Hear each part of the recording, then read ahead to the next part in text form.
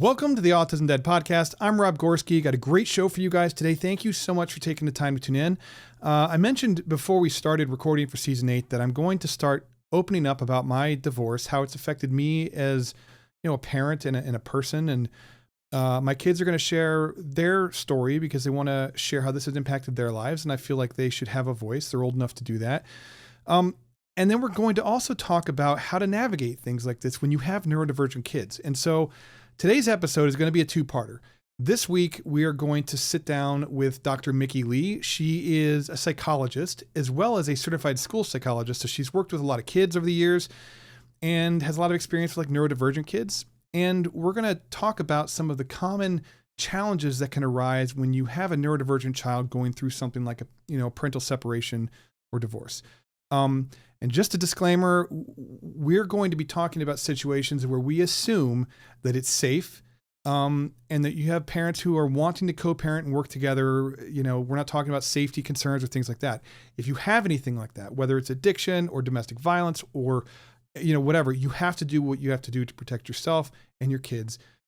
This is not necessarily directed for those types of situations. I just want to be clear about that. And the next week's episode is going to be part 2. And that's where we're going to answer some of the questions that have been submitted about certain situations when you're dealing with co-parenting and divorce with neurodivergent kids and how you can make life a little bit easier. So thank you again for being here. I really appreciate it. I'm going to go ahead and drop you guys into the interview, and I hope it helps. There we go.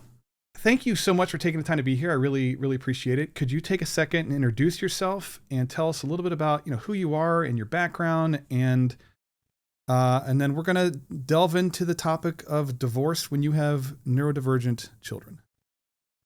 Sure. Thank you for having me here. I'm so glad to be here. My name is Dr. Mickey Lee Ellenbaby, and you can see I go by Mickey Lee below. And I am a licensed psychologist in New York City. I'm actually born and raised New Yorker. I've been here my whole life, love it here. And I am a certified school psychologist as well. So my career started out in schools for children with special needs. Mostly worked with autistic children. It was a huge force in helping me decide where I wanted to go in my career. I ended up going to graduate school and getting my doctorate in school and community psychology. Again, spent years working in various different school settings. And when the pandemic hit, I sort of expanded. I was able to serve more people. I was able to work more with adults at that time. And so now I work a lot with neurodivergent adults, and I do psychological testing. So testing for autism, ADHD, learning disabilities, and that's pretty much what I mostly do now. But I have a lot of experience working with neurodivergent children and their parents, and a lot of the work I did was with the family. So it wasn't just supporting the children, but it was also supporting the parents in any way that I could. And so I guess that brought me here today.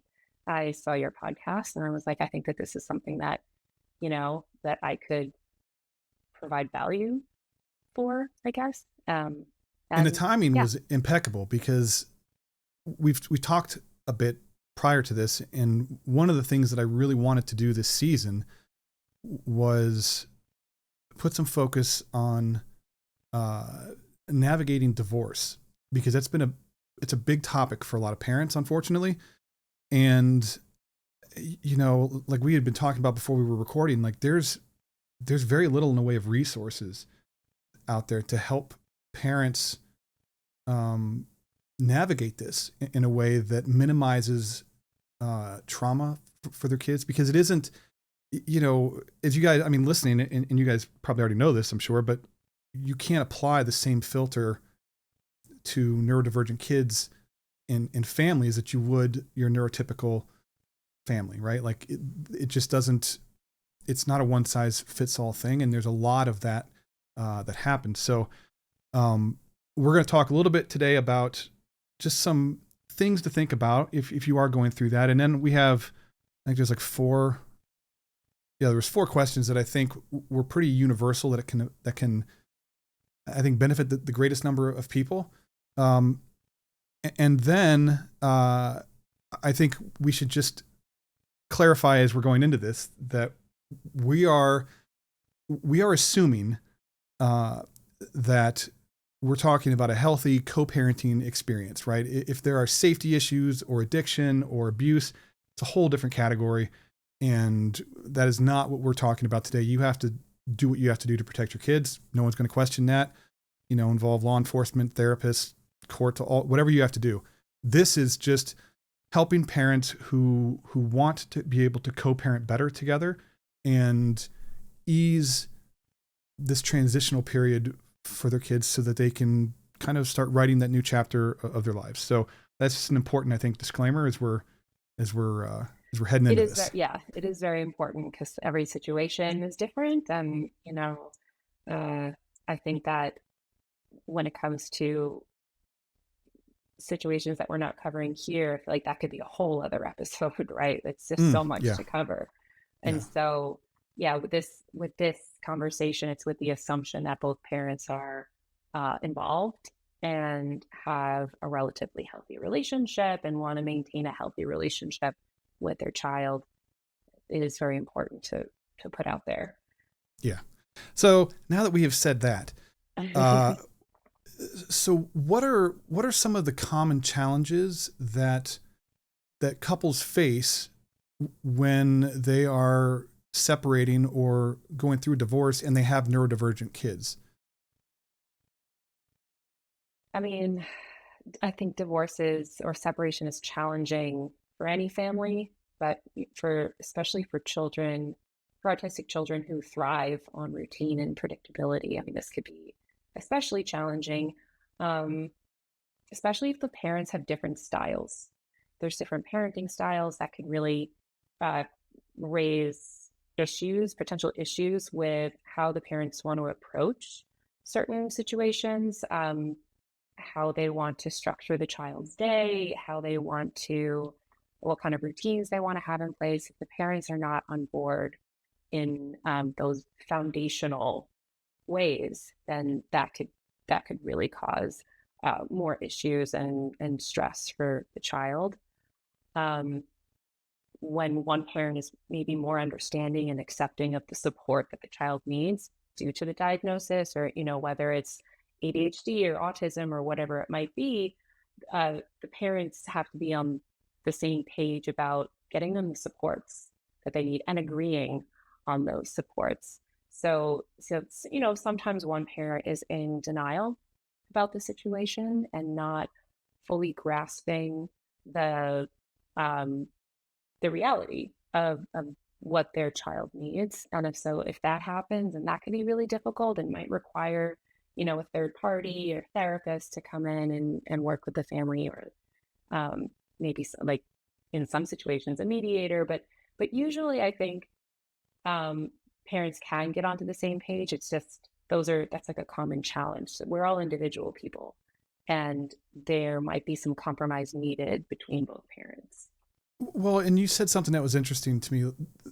When you have different parenting styles, it's very different when you're parenting sort of separately versus like in the same household, because I think sometimes when you're in the same space, those differences can tend to balance each other out a little bit, right? Like, yeah, good point. And when you are co-parenting in separate households, I think it becomes that parenting style, the differences can become more obvious and then maybe more impactful. Because like if dad, isn't as in tune, for example, with, sensory issues or, whatever, but mom really was, or vice versa. When they're living in the same household, the person who's more sensitive to it tends to take the primary role in navigating some of those challenges because they understand it and they just have a routine that works. When you're going to separate places and, the kid goes to dad's house and dad doesn't really understand or maybe buy into the whole sensory thing. And it's just like, put your socks on, we got to go to school or whatever. Mm-hmm. Like it can be, you don't have that same dynamic that you had before. And so I think there are problems that can arise that maybe weren't necessarily problems when they were parenting in the same household, because there was that kind of counterbalance between the approaches. Does that make sense? Yeah, you bring up a really good point. Like the parenting styles in the different households, maybe those differences weren't so big when they were all under the same roof. And if you're not sort of like looking at each other and going back and forth and I'll take bedtime or you take that, and sharing the responsibilities, you could see those differences slowly becoming bigger when you're just on your own, when you're not with that other parent. And so, how do you work with that? Like, what do you do to stay on the same page? That's a true challenge for What, even coping. recognizing it in the first place, because Yeah. each parent is doing what they've always done. And like, why all of a sudden now is it a problem? So there's just all these things that can creep up.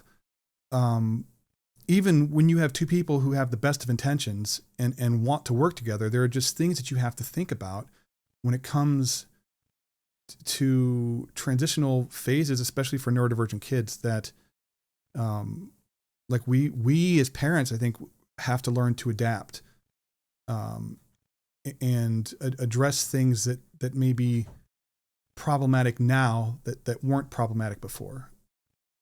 Yeah. Yeah. And as you said before, being aware of those issues that maybe they weren't issues before, but are becoming more of an issue now. And having that awareness of the changes that are happening in the family. And sometimes it takes some time. Like sometimes it's not so obvious because you're not seeing what the other parent is doing all the time in their home. All you know is what you're doing. And sometimes it takes a little bit of trial and error to see what's going to work for the new normal. Yeah. And I like that. You can't, and I think it's important to recognize too that you can't necessarily replicate what was. And it's about So finding that true. new, normal, whatever that is. You have to find what works and, meet the kids where they are. And then if we have to help them navigate to a certain place, meet them where they are and then work together to get to that point. You can have an ultimate goal of being able to do things different ways, in different households, but that's not, you can't just cold turkey that takes a tremendous amount of time and patience and consistency and being on the same page and good communication and a good therapist. I think it takes it takes work from everyone. It takes a team effort. It cannot be me against you, because if that is, the way that you're viewing things, then it's like it's even more difficult to be on the same page and to work together. So, having that mentality of like, okay, we're all in this together and we all want the best for our child. These are the challenges that we are aware of that we're facing, and then we're going to move forward together. And that's hard. That's really hard to do. But the purpose of the whole reason why we're talking about this, like talking about co-parenting strategies for neurodivergent children, is because we want the best for the child. And so I think most parents go into it thinking that. Most parents go into this thinking, how can I shield my child? How can I protect them? How can I mitigate this difficult uh, the difficulties that we're all going through together. And I think that when you go into it with that intention in mind, that's one of the most important things that you can do. Yeah. And I think one of the things, so if you guys have been following, if this isn't the first time you've been exposed to anything that I'm saying, you already know that like I was married for a very long time and have been a single dad for a long time now.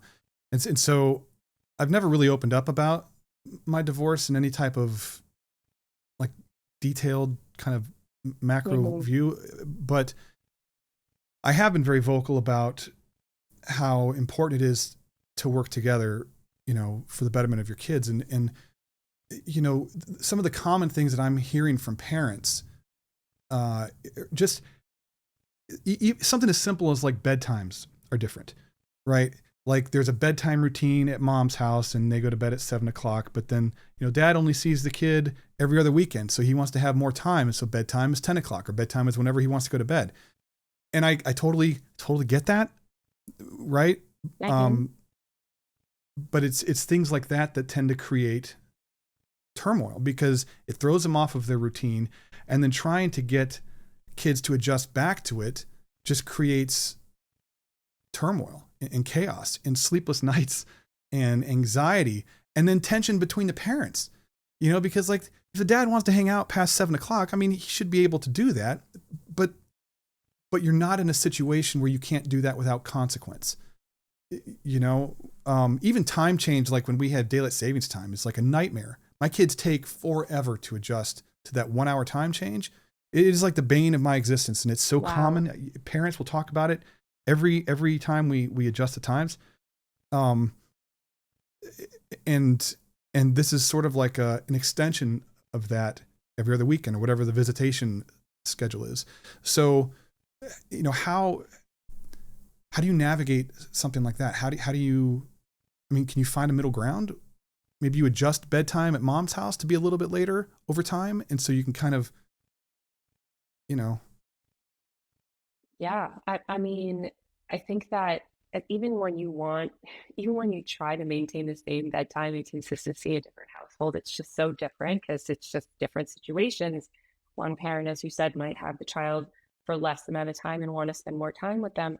And if it's not possible to keep those times similar, or at least like even like, I don't know, one ballpark. parent, yeah, like ballpark, like maybe an hour difference is not ideal, but like this is the reality of life, right? Like people have different schedules. Um, but if that consistency is not possible, and this might take some tweaking and trying to see if the child reacts well to it, but maybe, mom moves bedtime 30 minutes later and maybe dad moves bedtime 30 minutes earlier, whatever it might be. And also the child understands that it's different times. Sometimes sometimes if it's developmentally appropriate, explaining to them the normal in different households might be different, right? Like mom has to wake up super early for work or whatever, so bedtime is pretty early.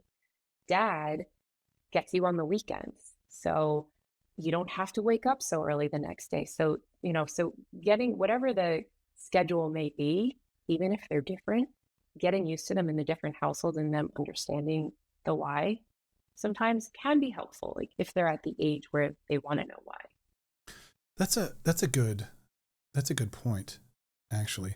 I think, well, I think with everything that we're going to talk about today, we can cover it with a blanket of whatever is developmentally appropriate for your kids, because every kid is going to be different. So you have to kind of cater that approach. But I like the idea of the increasing, decreasing until you find like this middle spot that works. Or, if your kids understand that, look, when you're at your dad's, you stay up later, that's okay. But you don't have to get up and go to school the next day. But on school nights, you go to bed at this time, right? And then that can be something that um,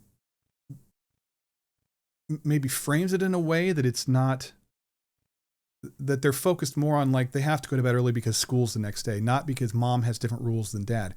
Like Yeah. for my kids, it was always, it had to be, everything had to be, it was the way it was worded.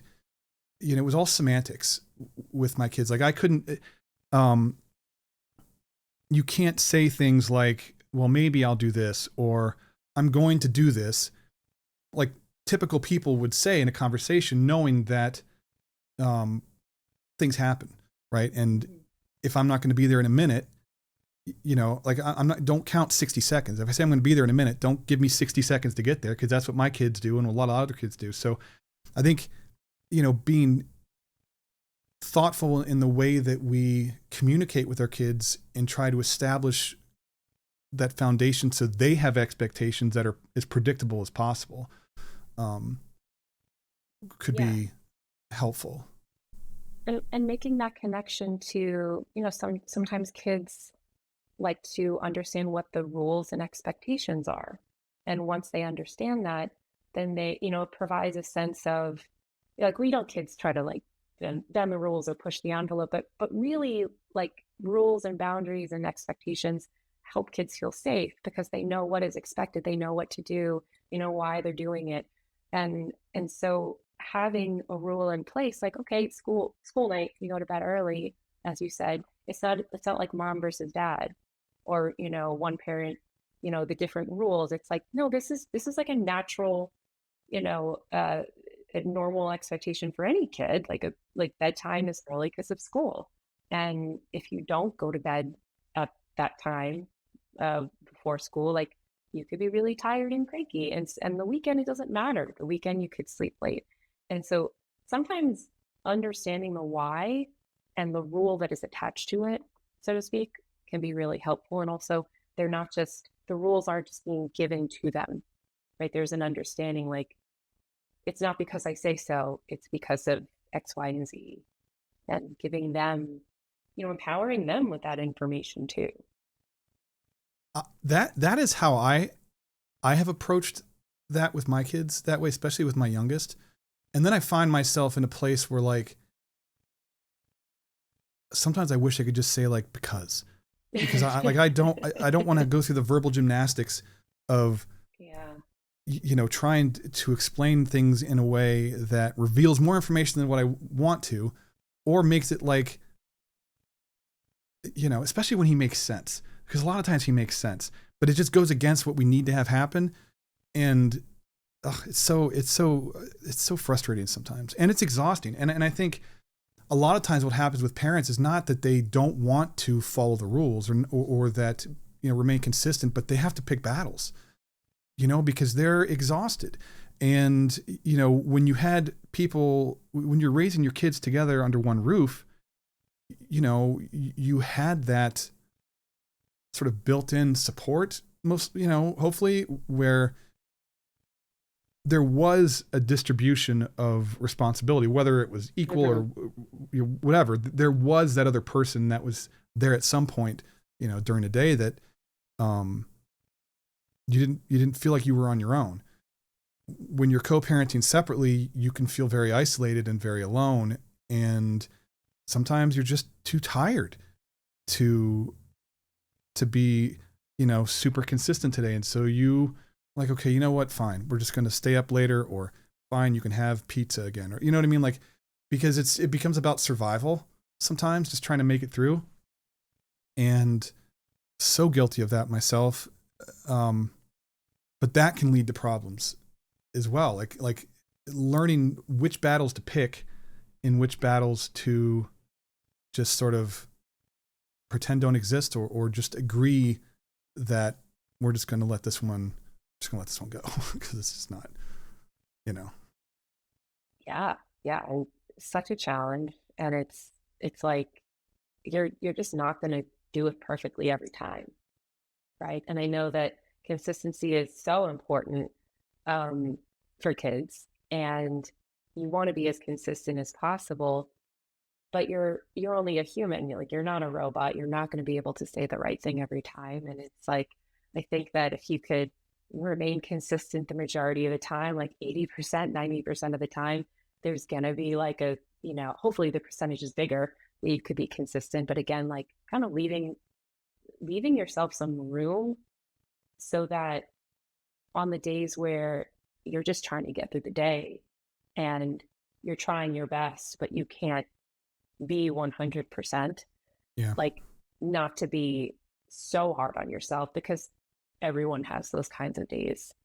And like, maybe those are the days that you need to give yourself, you need to do a little bit more self-care, whatever it might be, take a break, whatever your support system is, to lean on it a little bit lean on it a little bit more that day. No one is consistent 100% of the time, or I don't want to say no one. Rarely ever is anyone consistent 100% of the time, especially a parent with a neurodivergent child.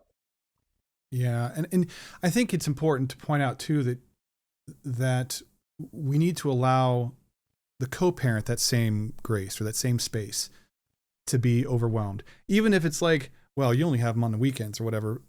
And I totally get that because I lived there. I had my kids all the time. But it's still a challenge in their lives. And I think it's important to be as understanding and as empathetic as you can be towards each other. Because ultimately, I think that leads to, more honest, open communication where they can just be like, you know what, you're right. They were up too late. I was so exhausted. They were having a hard time. I didn't, I just had a bad day, and, I'll try to do better next time, or whatever, where you just sort of like, you recognize that it was a problem, but that it wasn't because I didn't care or I didn't think it was important. It was because I just didn't have the bandwidth to spend 2 hours trying to get him to go to bed at 7:00, because stuff like that happens all the time. And it could be for any number of reasons. Maybe the sheets feel funny that night, or they're just a little too overstimulated. And there's all of these things that come up that are going to create exceptions to the rule. And we have to choose in the moment, like, what are we going to prioritize? And sometimes it has to be our own sanity, Yeah, I mean, exactly. Because if you don't have that, if you don't have the bandwidth, if you feel like you're about to lose your sanity, then how can you be the best parent you could possibly be to your child? You need to come from a place where you feel like I know we talk about the oxygen mask and how we both really don't like that analogy, but like, you have to make sure that you're breathing okay. You have to make sure that you're coming from a place of, you have the resources, the mental capacity to handle what's going on. And if you don't, then maybe that's not a battle you want to take on. Right. And you have to prioritize your own mental well-being in the moment, as long as like no one's being hurt and everyone is safe, of course. Right. Like, we're talking about things like bedtime. Like, do you want to fight this war tonight? Or do you or want to screen maybe, time or something, yeah, like, screen time? There's going to be moments where you do need to choose yourself. yeah. And I think one of the things that is, and I'm kind of like reliving this as we're talking about it, because there's so many things that you don't maybe realize the other person does until there's the absence of whatever it is that they were doing, be it positive or negative. And, we have to be able to adapt, to compensate in ways, to kind of fill some of those voids, or kind of, level out, find some kind of equilibrium when we are parenting on our own. And then do so in a way that doesn't pull us under, because it's so easy. It is so easy to get pulled under and to, end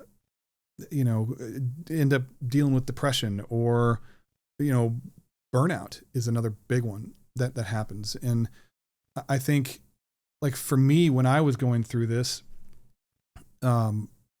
I felt so guilty about what my kids are going through that I overcompensated. And so I made excuses for things, for behaviors, or I chose not to pick battles that I should have picked because, like, I'm like, well, they're already going through enough. I don't want to make it worse. And trying to navigate those things, like, now, as they are entering, well, I have two who are adults and one is a kid, or 16, but like, I recognize that those were battles I should have picked as we're, 10 years down the line, and holding them accountable and not allowing them to get away with things simply because I felt bad for what they were going through. You know what I mean? And I think that happens to a lot of parents, where they tend to like overcompensate because they're worried about what the kids are going through, and they just want to make things easier and whatever. And it's so easy to go down that rabbit hole and end up creating problems down the road, you know? Yeah. Yeah. And it's also hard to know in the moment. Like you Hmm. said, this was 10 years ago. It's really hard to know. Um, and and maybe I mean, it's understandable that a parent would try to compensate because they feel so guilty for what the child is going through. And I think that there are ways to compensate in a good way, if that makes sense. Like there are some things that you could focus your attention on during the process to make it a little bit more smooth. Like if you're going to um, focus on how to make this transition easier for your child, like think about what kind of transitional routine you're going to put in place for when the child has to go in between parents, right? Like or like what kind of items they need, like comfort items, or how to make each of their spaces calming and sensory friendly, and like you can throw yourself into that to, as much as possible. There are ways of making the uh, making this change a little bit easier. And I think that there are healthy things to focus on when you feel that guilt, because that guilt is real.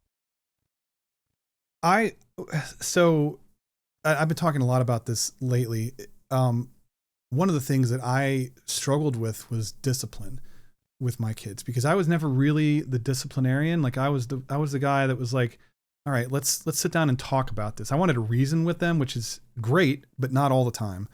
And, I wanted to understand why they were behaving a certain way rather than just punish the fact that, or discipline the fact that they were. Because I felt like if there was something going on that I didn't know about, then they're acting out. And you can go down this whole rabbit hole of like rationalizing all this stuff in your head. And what I wish I had done was, yes, you guys are going through unimaginable things, right? And I can't even begin to conceptualize what you guys are experiencing.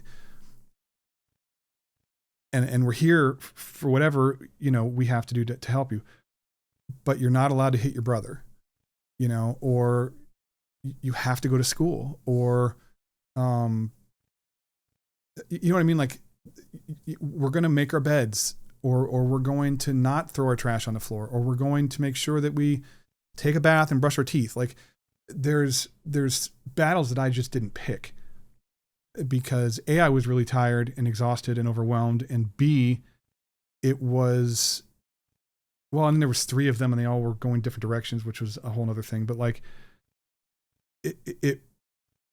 I felt guilty trying to get them to do anything that they didn't want to do, because they're forced to go through things that they didn't want to do. I didn't want to add more to that. And in my head at the moment, it made sense. Now that they're older and I'm trying to implement those things in their life now, it's like, It's so it's much tough. harder when they're It's older. so much harder. Yeah. And yeah, I mean, it doesn't mean it's not possible. It's just harder. And yeah, like it must be so difficult to see your child going through this, and also be like, and you have to make your bed, and you have to go to school, and all of these things. And it really, it's tough. And there's really no way around it, right? Like these are just, like we have to go to work as adults. For children, that's school. It's just something that we have to do. And maintaining that warm but firm approach is very challenging. And I think that when you're co-parenting, or when you're like doing it on your own, it might feel even more challenging because you don't have that other person next to you Mm-hmm. saying the same thing, like having that united front. And so I think it does get easier over time as You everyone figure things out. adjusts. You figure things out. And I think it's important to remind people that moment where it's like, this is so hard and I don't want to do this and I just want to give up. Like that's not a forever moment. That's temporary. That's something that might feel harder in the beginning as you're adjusting, they're adjusting, you're figuring it out. And it can feel really lonely, right? But also that's like that's why it's so important as a parent, co-parent, to have a support network, to have people around you, whether it's other parents going through the same thing or your co-parent, hopefully you're on good terms, and being like, we might have different homes, but these are the expectations that we have of us as parents, and expectations of you guys or you as a child. But I mean, there's no denying that it's such a difficult place to be. You were right when you said, I think the biggest struggle for me with that was seeing my kids in so much pain. All I wanted to do was take every obstacle out of their way and allow them to go through what they needed to go through so that we could, recover, and they could just, I felt like they had too much on their plate already. Like, we'll deal with making beds or washing their dishes or whatever tomorrow. Well, tomorrow comes eventually, right? It's not, it doesn't, like, I've woken up and it's now tomorrow and I hadn't done those things. And what I realized, and even my kids have voiced this to me now, that, as well-intentioned as I was, they needed that structure and that routine and those boundaries and that accountability, because it was predictable and it made them feel safer. In my head, it felt like it was going to have the opposite impact on them in that moment. And so I thought that I was making life easier for them, but it turns out that I wasn't. I mean, in a moment, maybe it was easier because they didn't have to do something they didn't want to do. But even when they push back on those boundaries, they need them there.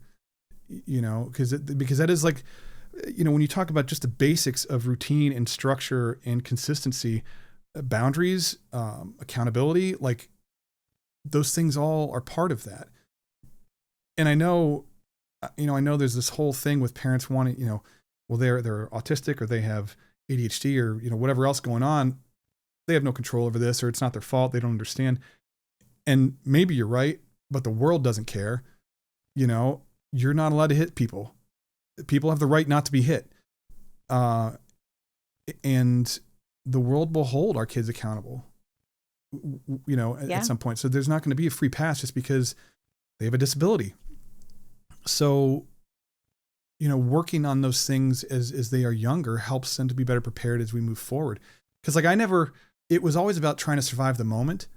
And I never really put a lot of thought. I couldn't see the future. I was living like sometimes in 5-minute chunks. And I couldn't, the idea of something becoming problematic down the road was just off my radar thing, because I don't have to deal with it right now. That's fine. I'll deal with it later. And later shows up and you got to pay that bill at some point. And, so I think the point is finding some kind of balance to where your kids are having their emotional needs met, that there's empathy and understanding and compassion and support for what they're going through, because it's tough. But there's also expectations, and we go to school every day and we come home and we put our clothes away, or we do our homework, or, whatever it is. And we repeat those processes that they were used to having when everybody was living under the same household. Because that's safety for them, and I, with the best of intentions, I ended up not giving that to my kids, I think.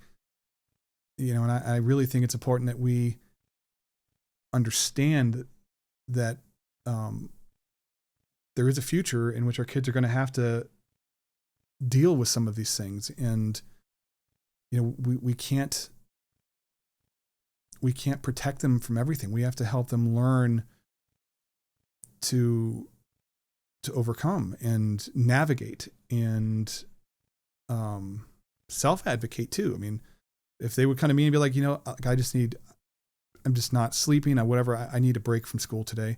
Okay, great. Let's do that, because, your grades are good and I know you're going through a lot. Let's do that. And you can sleep, or we can have a game day or a movie day. You know what I mean? Like, those are things that I think we can incorporate into our kind of routines. But we have to have, there has to be that structure and as consistent across the board as we could possibly get it. And I know we're kind of harping on that word, but like, it's so important. It's so important. Yeah, it's so important. And I think in an earlier conversation, you said it was like the bumper guards, like, Mm-hmm. like it keeps us out of the gutter when we're trying to, move Oh, like forward. bumper bowling. Yeah. Bumper bowling, right? Like the guardrails. It keeps us, from going too off the path. And, for children in general, children like consistency. They like to know what to expect, especially neurodivergent children. They really thrive off of that. And it could be as simple as like a rule, right? Like, we go to bedtime, or when we have dinner at this time, or we do our homework, whatever it might be. Mm-hmm. As much, the more consistency you can maintain, and the more that they can predict what their day or week will look like.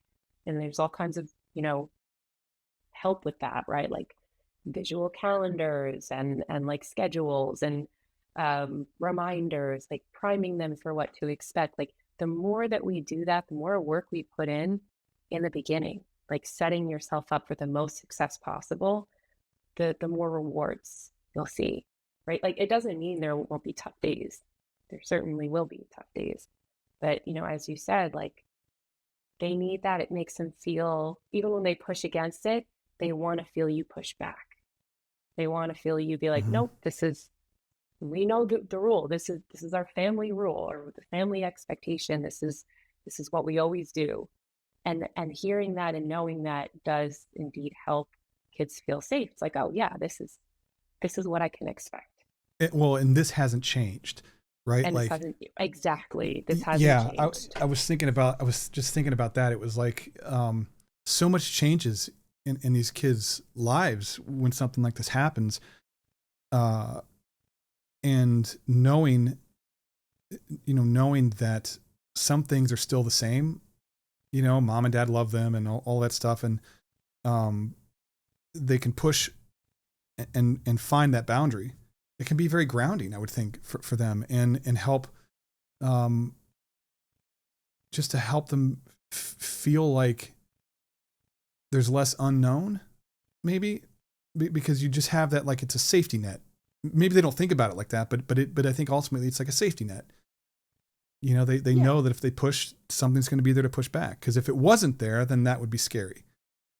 Right. Then that would be scary. And like, then they keep pushing to see where it stops or, where's the line? And kids aren't really necessarily pushing because they want to do bad things or whatever. They're being mischievous. They really just want to see where the limit is.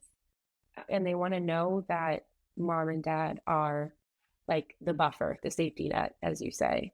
And it's not easy to be the safety net. It's not easy to be the person that draws the line in the sand. But it might be helpful to remember that they need that. They need to know it's there. Even when they say they don't, because they will absolutely tell you that they don't. Of course. Just gotta hold that line. And on the other thing too, and then we can jump into some of these questions, but like, it's important to understand too that kids with disabilities are still kids, and they will exploit perceived weakness. Like my kids would absolutely manipulate their way out of a situation sometimes. Like we never used like autism and stuff like that, like in daily conversations or whatever, but it was always within the context of something. And I had my kids one time come to me and I was correcting them for something. They're like, well, you can't do that. I'm autistic. It's not my fault. I'm like, oh, okay.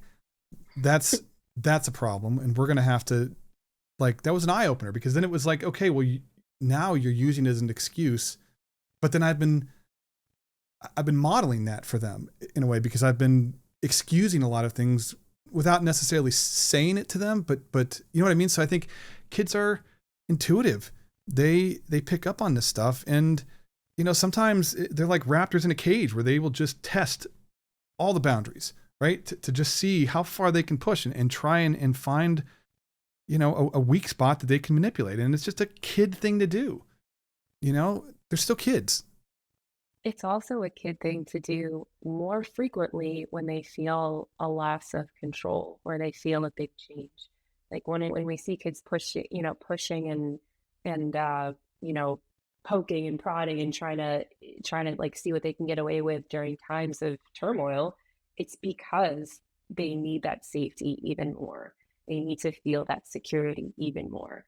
Of course, that's very difficult on the Mm, caretakers and the parents and teachers and everyone around.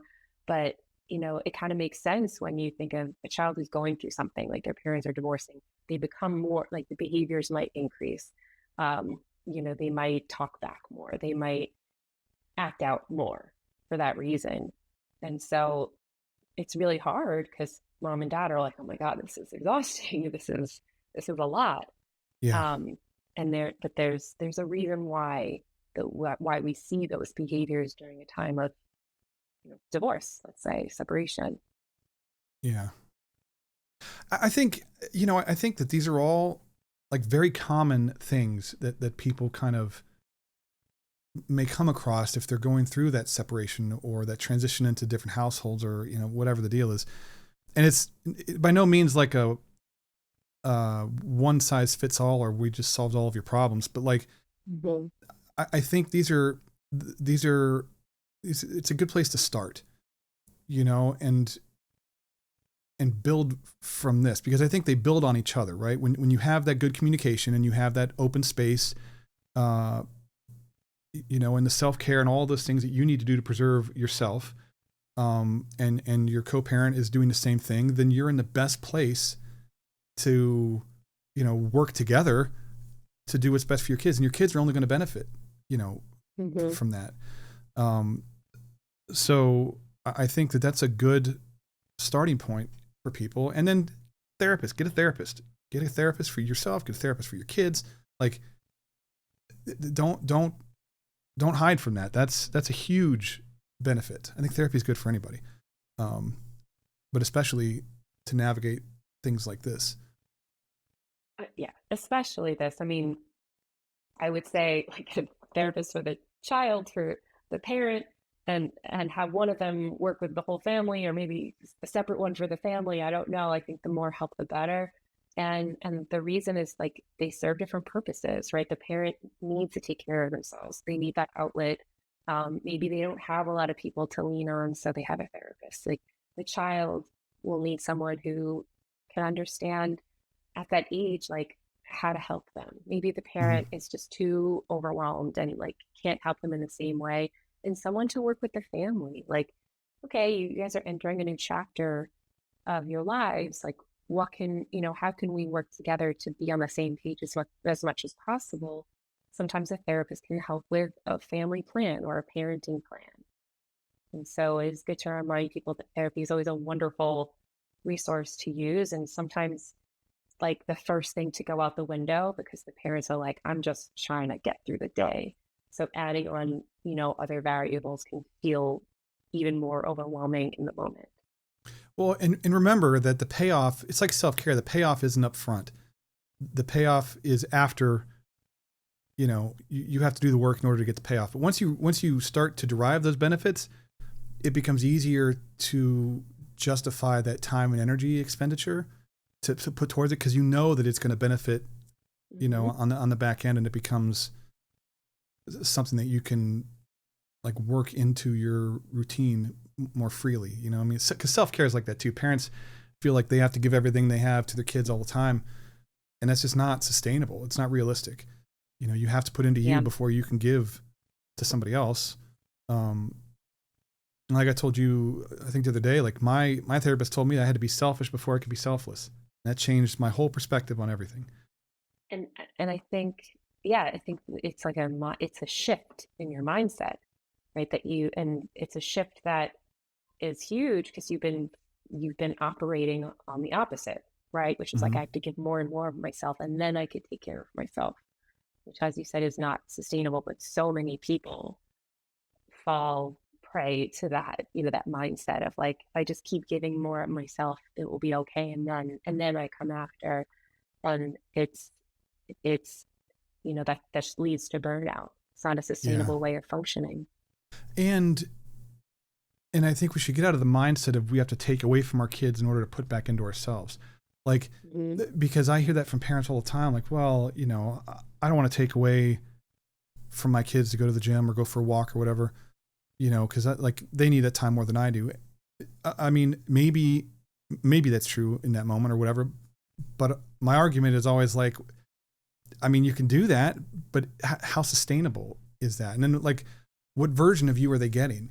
Right? Because the version of you that comes out after the gym or comes home after a walk or after putting back into yourself is probably somebody with more bandwidth, more patience, more empathy, more ability to navigate complex, challenging situations than if you're exhausted and overwhelmed and you don't have that outlet, you know? So Yeah. I love that question. What version of you are they getting?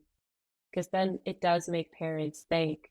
I think it would make anyone think, like, what am I giving of myself? Like, how much do I have to give right now? Maybe not much. And like, what do I need to do to be the best version of myself as a parent? And sometimes, yeah, like that means going to the gym. It means going to your therapy session and all the things that make you you. And yeah, so anyway, I just want to say I love that question. I might steal that. well, go ahead. I appreciate that. Okay, this is the end of part 1. Next Wednesday, part 2 will drop, and it will focus on answering some of your questions surrounding divorce with neurodivergent kids. So stay tuned. Real quick before I let you go, I just wanted to say thank you for tuning in today. I really appreciate it. I'll have all the information for this week's episode in the show notes below so that you guys can just click and learn more about my guest or sponsors. And you can also find me at theautismdad.com where you'll have all of my links where you can contact me if you're interested in being a guest on a show or sponsoring an episode or just want to provide feedback or even show ideas. I love hearing from you guys, so feel free to do that. You guys have a great rest of your day, and I will talk to you next week. See ya.